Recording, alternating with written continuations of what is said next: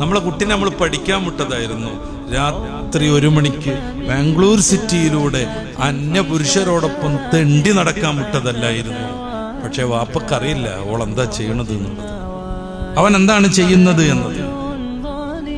സ്കൂളുകളിൽ നിന്നുള്ള ബന്ധങ്ങൾ, ആണും തമ്മിലുള്ള ബന്ധങ്ങൾ, പെണ്ണും തമ്മിലുള്ള ബന്ധങ്ങൾ, അങ്ങനെ വളർന്നു വന്ന് അവസാനം മാതാപിതാക്കളെ ബന്ധിച്ചുകൊണ്ടിരിക്കുന്ന കുറേ പെൺകുട്ടികളെ നമ്മൾ നിരന്തരമായി സോഷ്യൽ മീഡിയയിലും മറ്റും കണ്ടുകൊണ്ടിരിക്കുന്നു.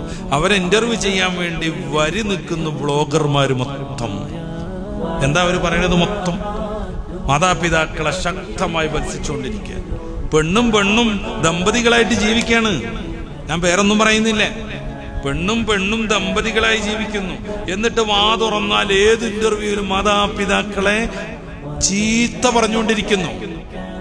മാതാപിതാക്കൾ നമുക്ക് സ്വാതന്ത്ര്യം തരണം, അല്ലെങ്കിൽ അവർ നമ്മളെ പ്രസവിക്കരുതായിരുന്നു എന്ന് ഈ കഴിഞ്ഞ ആഴ്ചയിൽ നടത്തിയ ഇന്റർവ്യൂവിൽ പോലും അങ്ങനെ ജീവിക്കുന്ന മുസ്ലിം പേരുള്ള 2 പെൺകുട്ടികൾ നിർലജ്ജം പറയുന്നു.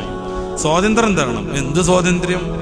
ഇങ്ങനെ തെറിച്ച് നടക്കാൻ, പെണ്ണുമായി ലൈംഗിക ബന്ധം നടത്തി ജീവിക്കാൻ, ദാമ്പത്യ ജീവിതം എന്ന് പറയുന്ന അവരുടെ ലെസ്ബിയൻ പരിപാടിക്ക് സമ്മതം കൊടുക്കാൻ.